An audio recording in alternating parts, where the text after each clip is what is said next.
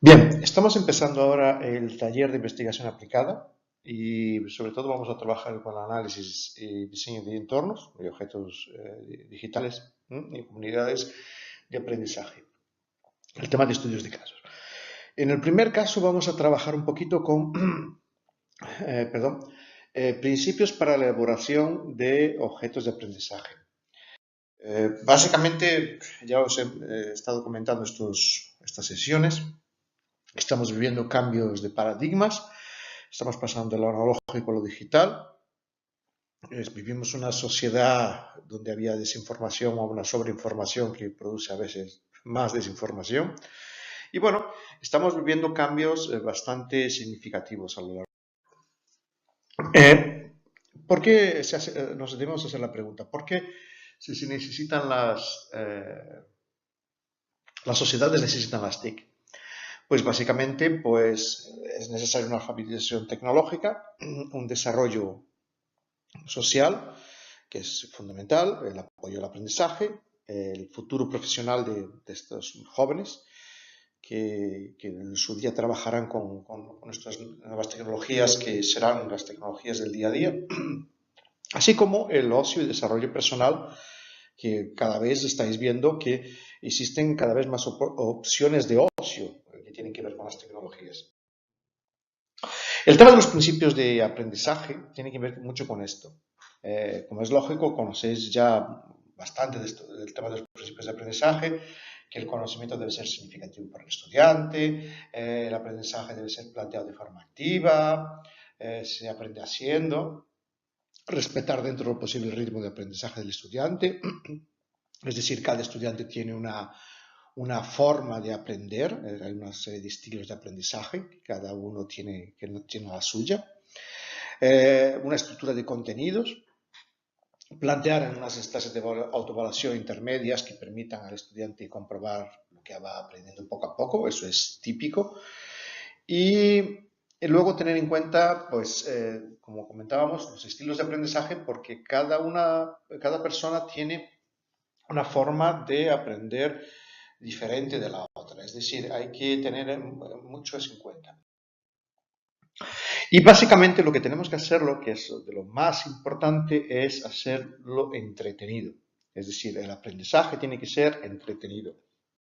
Entretenido como los juegos. Si vosotros percibís los rostros de los niños, que seguro que habéis visto niños en vuestro entorno jugando con los videojuegos, habéis visto que si fueran matemáticas, las aprendieran así, o otro tipo de cosas, sería fabuloso. Es decir, si los videojuegos los consiguiésemos adaptar a los aprendizajes típicos de la escuela, pues bueno, sería un grandísimo logro. Esto es algo que hay que tener en cuenta, que se haga divertido. Hay algunas experiencias que lo están probando, veremos alguna, que luego lo podéis emplear si os da la gana. Hay uno sobre todo de matemáticas que se llama Tux, que es un juego muy sencillo para niños y los niños juegan como si estuvieran defendiendo su entorno, ¿no? Su planeta. Y lo que caen son sumas, restas, palabras que falta una letra. Es decir, son experiencias interesantes que se adaptan, el aprendizaje se adapta como si fuese un juego. Vamos a verlo, las ideas de Mayer. Yo creo que para esta primera sesión vamos a ver algunas de cómo se aprende con el tema del multimedia. Es una obra de un psicólogo que es Mayer, de Cambridge, que trabaja sobre todo en el tema de una serie de principios de aprendizaje. Él tiene 11 definidos y vamos a ver cómo funcionan esos principios. Yo creo que son interesantes sobre todo para que vosotros desarrolléis materiales teniendo eso en cuenta. Bueno, el principio multimedia, que es el primero, es decir, que es presentar la información acompañada de imágenes, vídeos, sonidos, etc.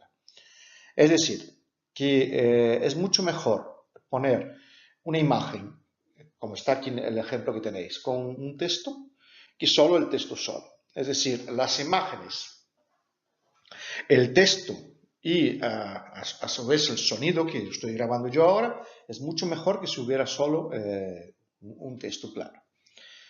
Primer principio. El segundo principio, contigüidad, es decir, contigüidad espacial. La información tiene contigüidad, es decir, se aprende mejor cuando las palabras de los dibujos corresponden, es decir, tiene una correspondencia, están cercanos. Es decir, que tengan que ver con lo que se está tratando, es que no estén alejados. ¿De acuerdo? Por ejemplo, si hablamos de montañas y una montaña estamos explicando, por ejemplo, el Everest y luego estamos explicando la Aconcagua, pues es mucho mejor que tenga las explicaciones, por ejemplo, como están las imágenes de las montañitas ahí, explicando lo que es el Everest y la Aconcagua. Es mucho mejor. Es decir, que tenga lo típico que hay en los textos cuando se hace un artículo, de poner la imagen, la explicación de la imagen debajo.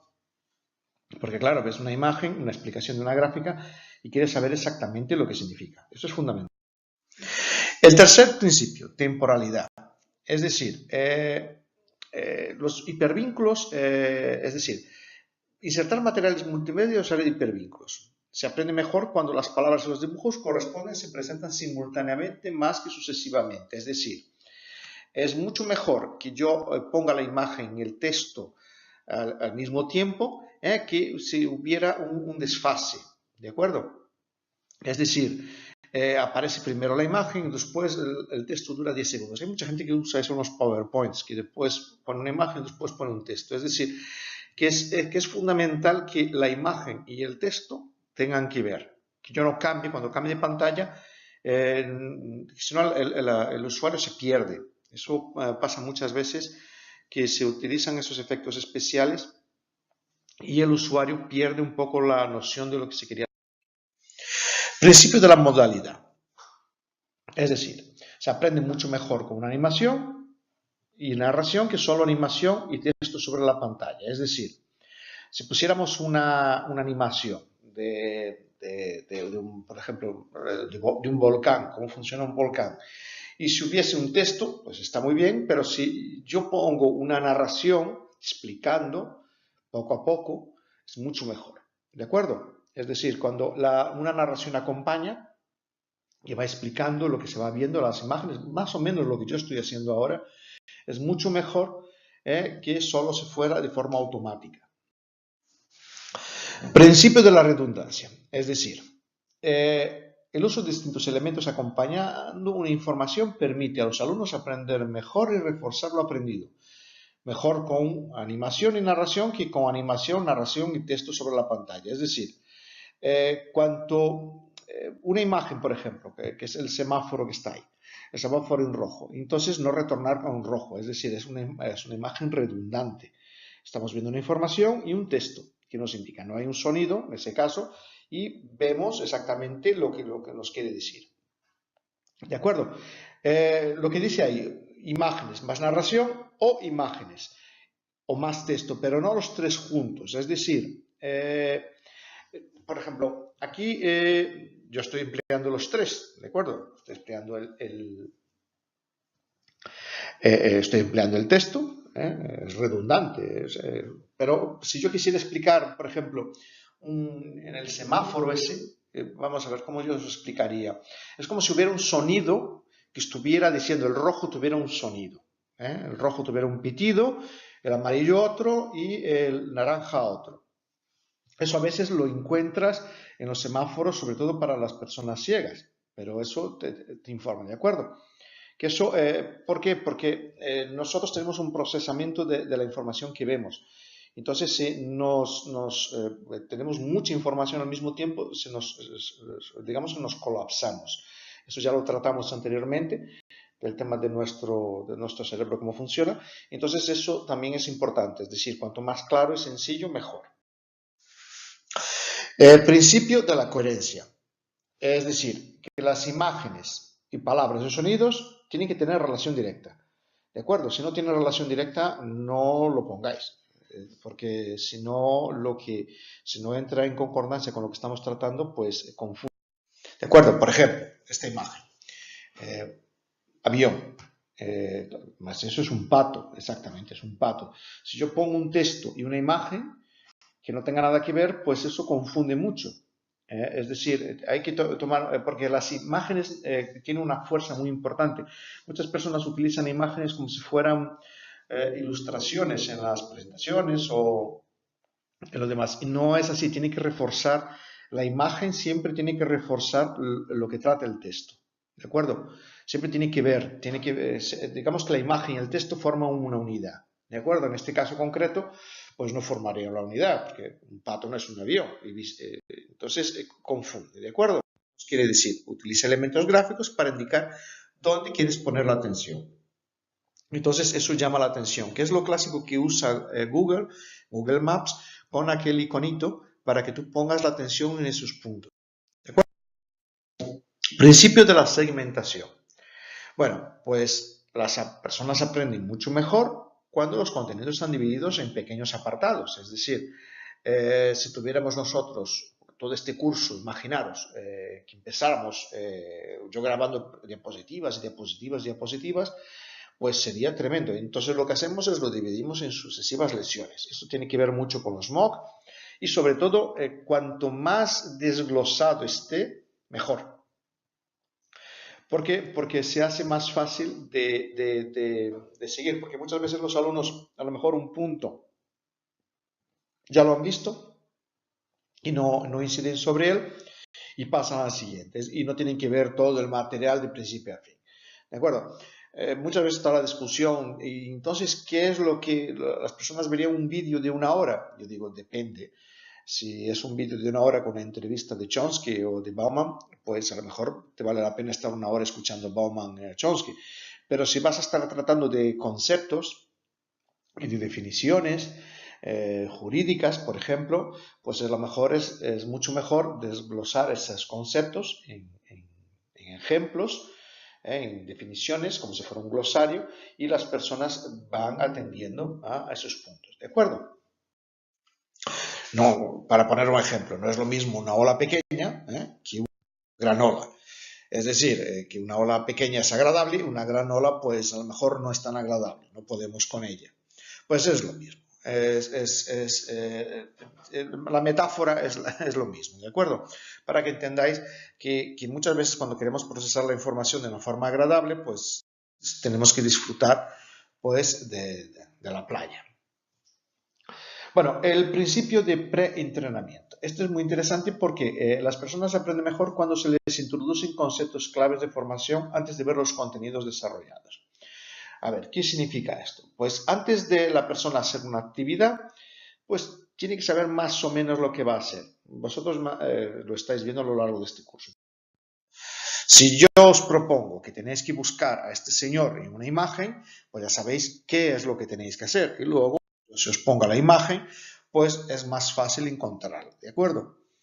Es decir, que yo ya te he dicho lo que tú tienes que buscar dentro de la imagen.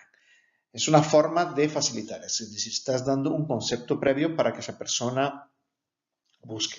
Esto con lo lógico es la clásica imagen de Wall-E y me pareció oportuno porque el preentrenamiento, pues si no conoces a Wall-E, pues es difícil encontrarlo en este tipo de imágenes. Por cierto, si queréis verlo, está en una de las esquinas. Principio de personalización. Bueno, pues las personas aprenden mejor cuando el tono utilizado en los cursos es cercano y familiar, que cuando el tono es formal. A ver, ¿cómo sería esto? Formal, ¿cómo sería el tono formal? Bueno, pues básicamente el tono cercano y familiar, yo os pongo un ejemplo que vosotros seguro que lo habéis visto. La serie de Carl Sagan, Cosmos, pues él era cercano y familiar, es decir, él es como si te estuviera guiando en el aprendizaje. No era una conferencia tradicional de astrofísica, no.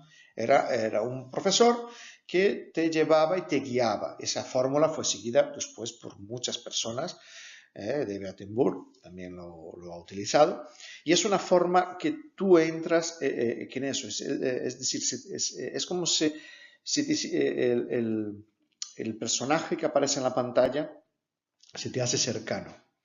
Se te hace cercano y no se te hace el tema tan duro. Si fuera una conferencia tradicional de un profesor sentado detrás de una mesa explicando el tema de la astrofísica, pues no sería tan agradable. El caso de Cosmos es un ejemplo de cómo se debe, desde luego, y esta serie tiene muchísimos años y fue un ejemplo que ha inspirado a muchísima gente a seguir las carreras de ciencias. Principio de voz. Bueno, el último principio que estamos viendo es que cuando pongamos una voz, es mucho mejor una voz humana que la típica voz de texto que hay procesadores que ya lo van imitando, digamos como si fueran voces humanas. Hay que reconocerlo que cada vez la técnica es muchísimo mejor y poco a poco ya se va diluyendo esa diferencia, ¿de acuerdo? Es decir, estamos teniendo la voz humana ya se parece mucho a la voz robótica. Es decir, en este caso yo os he puesto una ilustración de una serie, Bender, que el robot pues ya es casi tan humano como el otro. Entonces, a veces no sabes cuál de las dos voces es mejor. Pero se trata de eso, se trata de que las voces pues que tengan un aspecto más humano. Eso es lo interesante. Que los elementos, explicaciones que empleemos sean humanas, porque la tonalidad que tenemos es distinta de una máquina que es totalmente monótona. ¿De acuerdo? Hoy en día los programas ya están consiguiendo, los programas de inteligencia artificial ya están consiguiendo simular voces humanas bastante bien, con lo cual es posible que dentro de unos años no exista esa diferencia. Bueno, pues aquí os dejo el material y lo que se os va a pedir a continuación es que elaboréis una pequeña presentación, con esos 11 puntos y pongáis el tema que vosotros vais a tratar más o menos explicándolo de alguna forma con elementos. Lo podéis hacer en el PowerPoint sobre todo. ¿De acuerdo? Utilizar esos elementos que acabamos de describir, pero ya para el tema que vais a trabajar en el proyecto. Es decir, es una especie de experiencia que vosotros estáis trabajando ya con vuestro proyecto personal y utilizando esos principios. ¿De acuerdo? Es decir, podéis utilizar las imágenes que queráis de Google, podéis utilizar los recursos que más os gusten e intentar poner esos principios. Intentar poner 11 diapositivas, pero bueno, una más, una menos para la introducción. 11 diapositivas que tengan esos principios, ¿de acuerdo? Ese es el ejercicio que os vamos a proponer para empezar este eje, ¿de acuerdo? Pues muchísimas gracias a todos vosotros. Un saludo.